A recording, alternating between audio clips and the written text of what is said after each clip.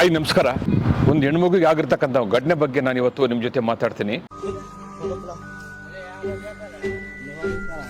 ಇವತ್ತು ಒಂದು ಹೆಣ್ಮಗುನ ಮಾಡಿರ್ತಕ್ಕಂಥ ಕೆಟ್ಟ ಕೆಲಸದ ಬಗ್ಗೆ ಇವತ್ತು ನನಗೆ ಬಹಳ ದುಃಖ ಆಯಿತು. ಇವತ್ತು ರಾಜ್ಯದ ಜನರಿಗೆ, ರಾಜ್ಯದಲ್ಲಿರ್ತಕ್ಕಂಥ ಹೆಣ್ಣು ಮಕ್ಕಳಿಗೆ, ರಾಜ್ಯದಲ್ಲಿರ್ತಕ್ಕಂಥ ಹೆಣ್ಣು ಮಕ್ಕಳ ತಂದೆ ತಾಯಿಗೆ ನನ್ನದೊಂದು ಮನವಿ. ಈ ವಿಡಿಯೋ ನೋಡಿ ನನಗೆ ತುಂಬ ನೋವಾಯಿತು. ವೀಕ್ಷಕರೇ, ಒಂದು ವಿಡಿಯೋ ಹಾಕ್ತೀನಿ, ಆ ವಿಡಿಯೋ ನೋಡ್ಕೊಂಡು ಬನ್ನಿ. ಏನೇ ಇರಲಿ, ಒಂದು ಮನೆಯಲ್ಲಿ ಹೆಣ್ಮಗು ಇದ್ರೆ ಆ ಹೆಣ್ಮಗು ಮದುವೆ ಆಗೋ ತನಕ ಎಷ್ಟು ಸೆಕ್ಯೂರಿಟಿ ಇಲ್ದು ಕೂಡ ಸಾಲದು. ಇವತ್ತು ಇಡೀ ರಾಜ್ಯವೇ, ದೇಶವೇ ಕೂಡ ಬೆಚ್ಚ ಬೀಳಿಸ್ತದೆ. ಹೆಣ್ಮಕ್ಕಳು ಎಷ್ಟು ಬೇಗ ಹುಡುಗರ ಜೊತೆ ಹೋಗ್ತಾರೆ ಅನ್ನೋದಕ್ಕೆ ಇದೊಂದು ವಿಡಿಯೋ ಸಾಕ್ಷಿ. ಒಂದು ಹುಡುಗಿನ ಸಾಕ್ಬೇಕಾದ್ರೆ, ಬೆಳೆಸ್ಬೇಕಾದ್ರೆ, ಉಳಿಸ್ಬೇಕಾದ್ರೆ, ಓದಿಸ್ಬೇಕಾದ್ರೆ ತಂದೆ ತಾಯಿಗೆ ಅಷ್ಟೇ ಕಷ್ಟ ಇದೆ. ಆದರೆ ಆ ಹೆಣ್ಮಗಳು ಇವೆಲ್ಲವೂ ಕೂಡ ನೋಡದೆ ಯಾವನೋ ಒಬ್ಬ ಪೋಖ್ರಿ ಮುಂಡೆ ಮಗ ಬಂದು, ಯಾವನೋ ಒಬ್ಬ ಕಚಡವನು ಬಂದು ಯಾಮಾರಿಸಿ, ಮನವೊಲಿಸಿ ಆಕೆನ ಕರ್ಕೊಂಡೋಗಿ ಈ ರೀತಿ ಮಾಡಿದಾನಂದ್ರೆ ಇವತ್ತು ಸಮಾಜ ಏನು ಮಾಡಬೇಕು? ಆ ಹೆಣ್ಮಗಳಿಗೆ ಏನು ಆಗಿದೆ ಅನ್ನೋದನ್ನು ಇವತ್ತು ಸಮಾಜ ನೋಡ್ತಾ ಇದೆ. ಆ ಹೆಣ್ಮಗಳ ತಂದೆ ತಾಯಿ, ಆ ಕುಟುಂಬ ಎಷ್ಟು ನೋವಾಗಿರ್ಬೋದು. ಇವತ್ತು ಒಂದು ಹೆಣ್ಣಿಗೆ ನೋವಾಗಿದ್ದ ತಕ್ಷಣ ಇನ್ನೊಬ್ರು ಹಲಾಟ ಆಗೋದಲ್ಲ.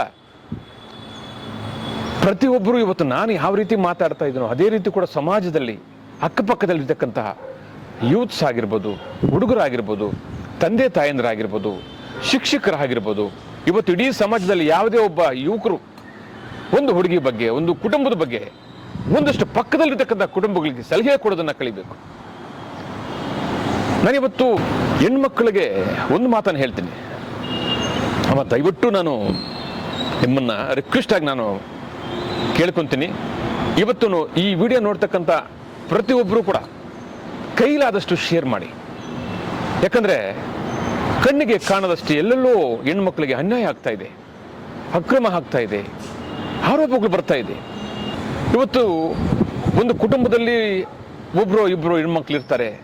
ಆ ತಂದೆ ತಾಯಿಗೆ ಕಷ್ಟ ಇರ್ತದೆ, ಅವ್ರ ಪಾಡಿಗೆ ಅವರು ಜೀವನ ಮಾಡ್ತಾ ಇರ್ತಾರೆ, ಅಥವಾ ಕೆಲಸಕ್ಕೆ ಹೋಗ್ತಾ ಇರ್ತಾರೆ, ಏನೋ ಒಂದು ಕೆಲಸ ಮಾಡ್ತಾ ಇರ್ತಾರೆ.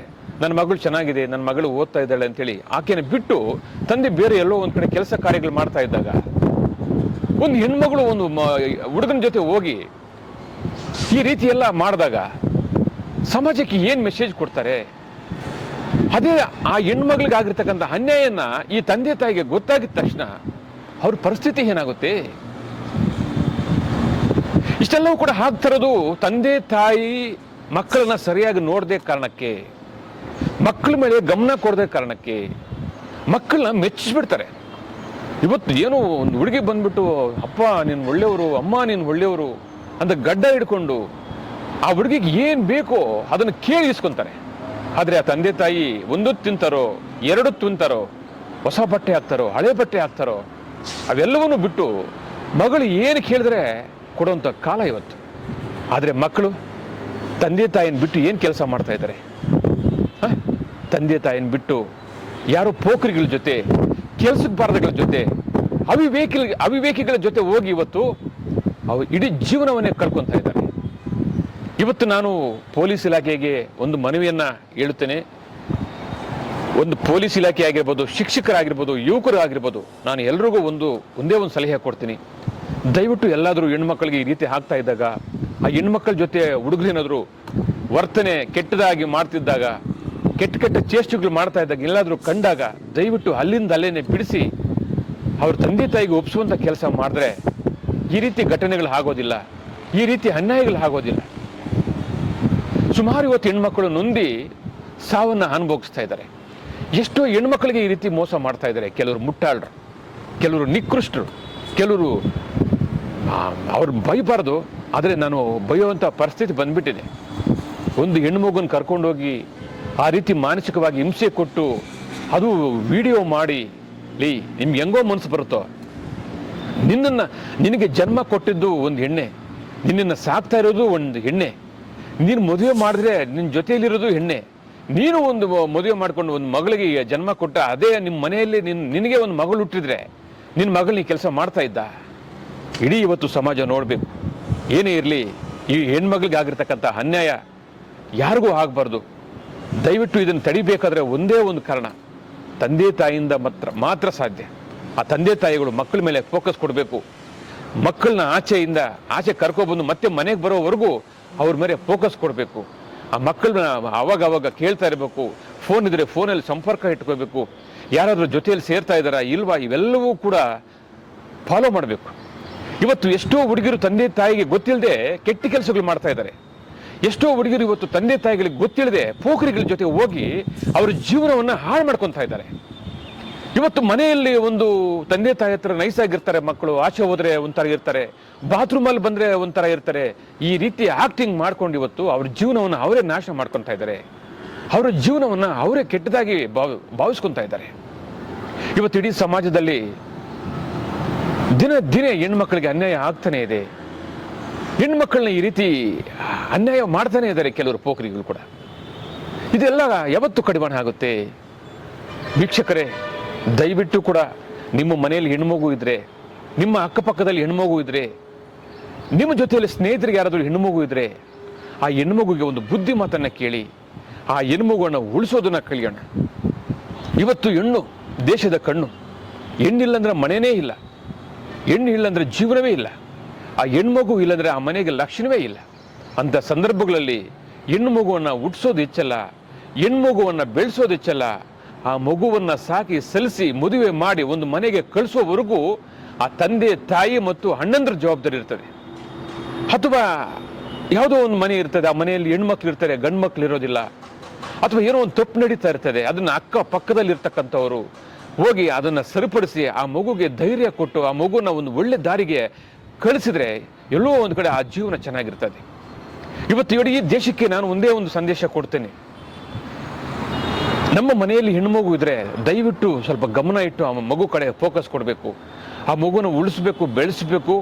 ಆ ಮಗು ಏನಾದರೂ ಫೋನಲ್ಲಿ ಬೇರೆ ಕಡೆ ಸಂಪರ್ಕ ಇಟ್ಕೊಂಡಿದ್ದಾರಾ, ಅಥವಾ ಡೈಲಿ ಮೆಸೇಜ್ ಮಾಡ್ತಾಳಾ, ಅಥವಾ ಆ ಹೆಣ್ಮಗು ನಮಗೆ ಗೊತ್ತಿಲ್ಲದೆ ಬೇರೆಯವ್ರ ಜೊತೆ ಫೋನಲ್ಲಿ ಮಾತಾಡ್ತಾಳಾ, ಅಥವಾ ಕ್ಲಾಸ್ಗೆ ಹೋಗುವಾಗ ಲೇಟಾಗಿ ಬರ್ತಾಳಾ, ಅಥವಾ ಟ್ಯೂಷನ್ಗೆ ಹೋಗುವಾಗ ಏನಾದರೂ ಲೇಟಾಗಿ ಬರ್ತಾಳಾ, ಅವ್ರ ಚೇಷ್ಟೆಗಳು, ಅವ್ರು ಮಾಡ್ತಕ್ಕಂಥ ನುಡಿಗಳನ್ನು ಕೆಲವೆಲ್ಲ ಕೂಡ ನಾವು ಫಾಲೋ ಮಾಡಬೇಕಾಗ್ತದೆ. ಯಾಕಪ್ಪ ಅಂದರೆ ನಾನು ಹೆಣ್ಣನ್ನು ಅನುಮಾನಿಸಿ ಅಂತ ಹೇಳ್ತಾ ಇಲ್ಲ, ಆದರೆ ಆ ಹೆಣ್ಣನ್ನು ಉಳಿಸ್ಬೇಕಾದ್ರೆ ಇವೆಲ್ಲವೂ ಕೂಡ ಮಾಡಬೇಕಾಗ್ತದೆ. ತಂದೆ ತಾಯಿ ಆದವನು ಹೆಣ್ಣು ಮಗುನ ಬಹಳ ಅಚ್ಚುಕಟ್ಟಾಗಿ ಸಾಕ್ಬೇಕಾಗ್ತದೆ.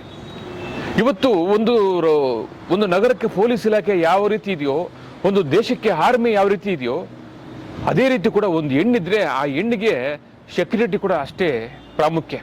ಆ ಸೆಕ್ಯೂರಿಟಿ ಯಾರು ಇಲ್ಲ, ತಂದೆ ಇದ್ರೆ ತಂದೆ, ತಾಯಿ ಇದ್ರೆ ತಾಯಿ, ಅಣ್ಣ ಇದ್ರೆ ಅಣ್ಣ, ತಮ್ಮ ಇದ್ರೆ ತಮ್ಮನೇ, ಇವರೇ ಕಾಪಾಡಬೇಕು. ಆದರೆ ಹೆಣ್ಮಗು ನಾವು ಮಾತಾಡಿಸ್ಬಾರ್ದು. ಹೆಣ್ಮಗುನ ಕೇಳಿದ್ರೆ ಡೌಟ್ ಬರ್ತಾಳೆ, ಆ ಮಗುನ ನನ್ನ ಮಗು ಅಂಥವಳಲ್ಲ, ನನ್ನ ಮಗಳು ಅಂತ ಕೆಲಸ ಮಾಡಲ್ಲ ಅಂತೇಳಿ ಸುಮಾರು ಜನರು ಈ ರೀತಿ ಯಾಮಾರಿಸಿ ಅಮಾಯಕರಾಗ್ತಾ ಇದ್ದಾರೆ. ದಯವಿಟ್ಟು ನಾನು ಹೇಳೋದಷ್ಟೇ, ನಿಮ್ಮ ಮನೆಯಲ್ಲಿ ಹೆಣ್ಮಗು ಇದೆಯಾ, ನೀವು ಎಚ್ಚರದಿಂದ ಆ ಹೆಣ್ಮಗುನ CC ಕ್ಯಾಮ್ರಾದಂತೆ ಕಾಪಾಡಬೇಕಾಗ್ತದೆ. ಆ ಹೆಣ್ಮಗುಗೆ ಏನೂ ಗೊತ್ತಾಗಲ್ಲ. ಯಾವನೋ ಒಬ್ಬನು ಪೋಖರಿಯವನು ಬರ್ತಾನೆ, ಶೋಕಿಯವನು ಮಾಡ್ತಾನೆ, ಕುಜಲಿಯವನು ಬರ್ತಾನೆ, ಅವನ ಹಿಂದೆ ಹೋಗ್ತಾರೆ. ಅವನು ಒಳ್ಳೆಯವನ ಕೆಟ್ಟವನ, ಅವನು ಸಾಕ್ತಾನ ಇಲ್ವಾ, ಅವನು ಮೋಸ ಮಾಡ್ತಾನ, ಅವನ ಜೊತೆಯಲ್ಲಿ ಏನಾದರೂ 10 ಜನ ಪೋಖರಿಗಳಿದ್ದಾರಾ ಏನು, ಇವೆಲ್ಲವೂ ಕೂಡ ಯೋಚನೆ ಮಾಡಬೇಕಾಗುತ್ತೆ. ನಾನು ಹೇಳೋದಿಷ್ಟೇ, ಇವತ್ತು ದೇಶದಲ್ಲಿರ್ತಕ್ಕಂಥ ಹೆಣ್ಣು ಮಕ್ಕಳಿಗೆ ನನ್ನದೊಂದು ಸಲಹೆ, ದಯವಿಟ್ಟು ನಿಮಗೆ ಜನ್ಮ ಕೊಟ್ಟಂಥ ತಂದೆ ತಾಯಿ ಜೊತೆ ನೀವು ಒಡನಾಟ ಇಟ್ಕೊಳ್ಳಿ, ನಿಮ್ಮ ಕುಟುಂಬ ಜೊತೆ ಒಡನಾಟ ಇಟ್ಕೊಳ್ಳಿ. ಪೋಖರಿಗಳ ಜೊತೆ, ಕೆಲಸಕ್ಕೆ ಬರೋ ಜೊತೆ ಒಡನಾಟ ಇಟ್ಕೋಬೇಡಿ. ನಿಜವಾಗ್ಲೂ ಅವರು ಒಳ್ಳೆಯವ್ರ ಥರನೇ ಆಕ್ಟಿಂಗ್ ಮಾಡ್ತಾರೆ, ಮತ್ತು ಈ ರೀತಿ ಎಲ್ಲ ಹಿಂಸೆ ಮಾಡಿ ಅನ್ಯಾಯ ಮಾಡ್ತಾರೆ. ಸಮಾಜಕ್ಕೆ ಕೆಟ್ಟ ಹೆಸರು ಬರುತ್ತೆ, ನಿಮ್ಮ ತಂದೆ ತಾಯಿಗೂ ನೋವಾಗುತ್ತೆ, ನಿಮ್ಮ ಜೀವನವೇ ಕೂಡ ಹಾಳಾಗುತ್ತೆ ಅನ್ನೋದು ನನ್ನದೊಂದು ಸಲಹೆ. ದಯವಿಟ್ಟು ಈ ವಿಡಿಯೋ ನಿಮ್ಗೆ ಇಷ್ಟ ಆಗಿದ್ರೆ ಶೇರ್ ಮಾಡಿ, ಲೈಕ್ ಮಾಡಿ, ನಿಮ್ದು ಏನಾದರೂ ಅನಿಸಿಕೆ ಇದ್ದರೆ ಕಾಮೆಂಟ್ ಮಾಡಿ. ಧನ್ಯವಾದ. ಎಲ್ಲರಿಗೂ ನಮಸ್ಕಾರ. ನಮ್ಮ ಐಡಿಯಾ ನ್ಯೂಸ್ ಚಾನಲ್ ಸಾಮಾಜಿಕ ಕಳಕಳಿ ಇರ್ತಕ್ಕಂಥ ನ್ಯೂಸ್ ಚಾನಲ್. ಹಾಗಾಗಿ ದಯವಿಟ್ಟು ಈ ನ್ಯೂಸ್ ಚಾನಲ್ ಅನ್ನ ಎಲ್ಲರೂ ಸಬ್ಸ್ಕ್ರೈಬ್ ಮಾಡ್ಕೊಳ್ಳಿ ಪ್ಲೀಸ್. ನಮಸ್ತೆ ಎಲ್ಲ ನನ್ನ ಪ್ರೀತಿಯ ಕನ್ನಡಾಭಿಮಾನಿಗಳಿಗೆ, ಕಲಾಭಿಮಾನಿಗಳಿಗೆ ನಿಮ್ಮ ಪ್ರೀತಿಯ ಶಿವಾರ ಉಮೇಶ್ ಮಾಡೋ ನಮಸ್ಕಾರಗಳು. ಕೋಲಾರದ ಸಮಸ್ತ ಬಂಧುಗಳು, ಕರ್ನಾಟಕದ ಎಲ್ಲ ಕಲಾಭಿಮಾನಿಗಳು, ಕನ್ನಡಾಭಿಮಾನಿಗಳು ಈ ಐಡಿಯಾ ನ್ಯೂಸ್ ಚಾನಲ್ನ ಸಬ್ಸ್ಕ್ರೈಬ್ ಮಾಡ್ಕೊಳ್ಳಿ, ಬೆಂಬಲಿಸಿ, ಆಶೀರ್ವದಿಸಿ, ಆನಂದಿಸಿ, ವಿವೇಚಿಸಿ, ವಿಚಾರಿಸಿ. ಐಡಿಯಾ ನ್ಯೂಸ್ ಚಾನಲ್ಗೆ ತಾವೆಲ್ಲರೂ ಕೂಡ ಚಂದರ್ರಾಜ್. ಧನ್ಯವಾದಗಳು.